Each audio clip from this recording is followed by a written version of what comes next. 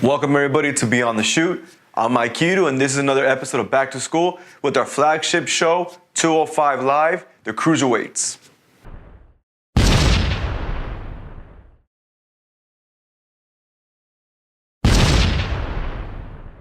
Welcome back everybody, this is 205. We're opening up with Drake Maverick. Like every single week, what he does, he announces the card of the night, which I think is perfect. His voice, his character, this show in general needs this, and it works every single time, and it gets you excited for the show. So first up, we have Akira Tozawa versus Jack Gallagher. A match that happened out of nowhere. We saw Akira Tozawa come out, okay, well, Lio Rush might be involved, maybe a rematch, and Jack Gallagher music hits, and me and Tony are kind of like, whoa, what's going on here? This is random. But for a random match, I do have to start off by giving it a B+. It was a great match, and the reason why I'm giving it a B+, because it was a great match that happened out of nowhere. Jack Gallagher has been stuck in the whole Drew Gulak and Brian Kendrick little tag team triple threat thing they've been going on, so he hasn't really shown what he can do as a singles competitor and what he has shown in the past, but he showed it today. Akira Tozawa, he showed what he's capable of doing and why he was Cruiserweight champion.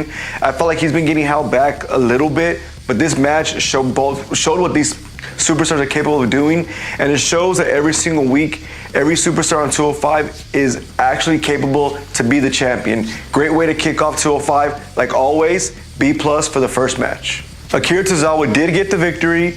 He hit Jack Gallagher, stumbled, fell on his back, and he hits his senton, which in my opinion, I feel like hurts Akira Tozawa more than his opponents, but it gets the job done. B+.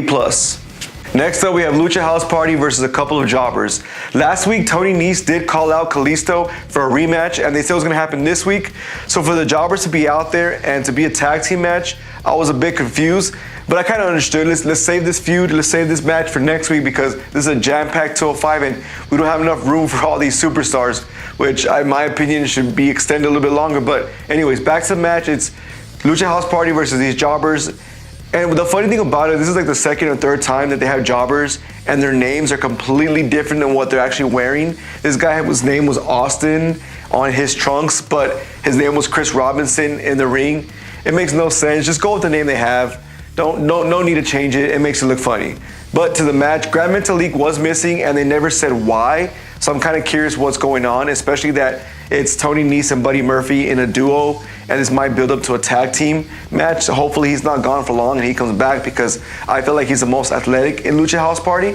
But back to the match, I am going to give it a C+, because it is a jobber match. It didn't do nothing to really elevate Lucha House Party, because they're already a household name. These jobbers are nobody. Lucha House Party looked like they were having fun. Like every single week, they did their dancing, they did their funny shtick. They did get the victory, and it did show Buddy Murphy in the back watching the match, which, of course, like I said, is going to probably set up some type of tag team feud or maybe a handicap, because Buddy Murphy can possibly take on every single person on this roster. But like I said, overall, I do give this a C+.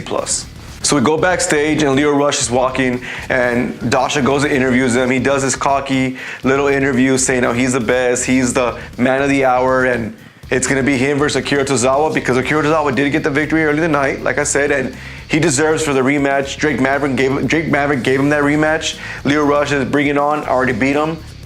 This is nothing. This guy's nothing to me. Great. I'm excited for Lio Rush. I feel like he's a great addition to 205. So I'm excited for the rematch, because that first match, I did give it a B+.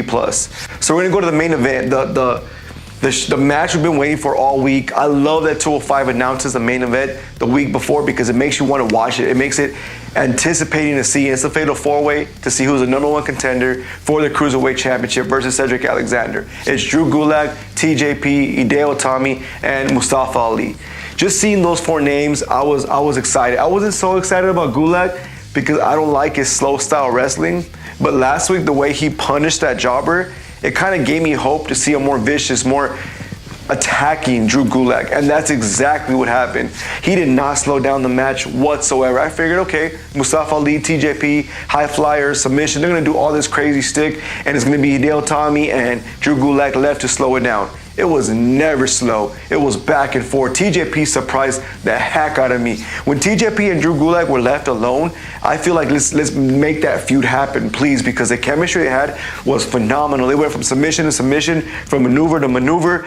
It was phenomenal. Hideo Itami, People slap their legs or slap their hands to make it look like it hurts. Hideo Itami just hits harder to make it look like it hurts. His kicks, I don't understand how these superstars can take a kick like that, because he's actually kicking them and it looks like it hurts.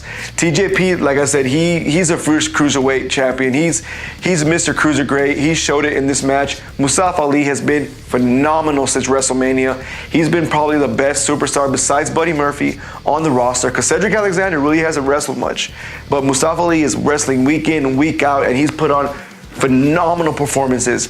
Drew Gulak, I felt like, deserved to get the win because he's been through so much. He's went from the politician to Enzo's lackey to, he just needs to get this victory, and he did get the victory. Hideo Itami did take on Mustafa Ali in very dramatic way. He just threw him against the ring, threw him against the stairs, threw him in the ring to get the pin.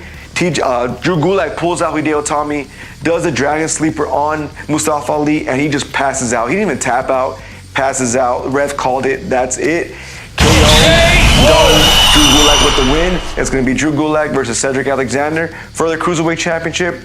I'm actually excited because I feel like Cedric Alexander is going to bring out that toughness in Drew Gulak, and I'm excited to see Hideo Itami and Mustafa Ali feud up. I'm excited to see TJP, to see what he brings to the table. It's just, this 205 has been phenomenal. It's exciting to do this show now. It's exciting to explain this show to you guys because it's a phenomenal show. I do give this phenomenal main event an A because, like, week in and week out, it brought the show. Great job, guys. I give this an A. Overall, I am going to give it a B+ because of the main event and because of the way it opened up. Not so much a jobber match, but that main event just stole the show. It was 3 times better than what Raw can bring any week. And I'm excited for 205, but those are my grades, those are my opinions. Click on the above, give me your grades, give me your opinions. Comment down below, subscribe, please subscribe. And thank you guys for watching. I'm Mike Hiru, this is Beyond the Shoot. Follow me on Twitter, Mike Hiru BTS. We'll see you guys for SmackDown.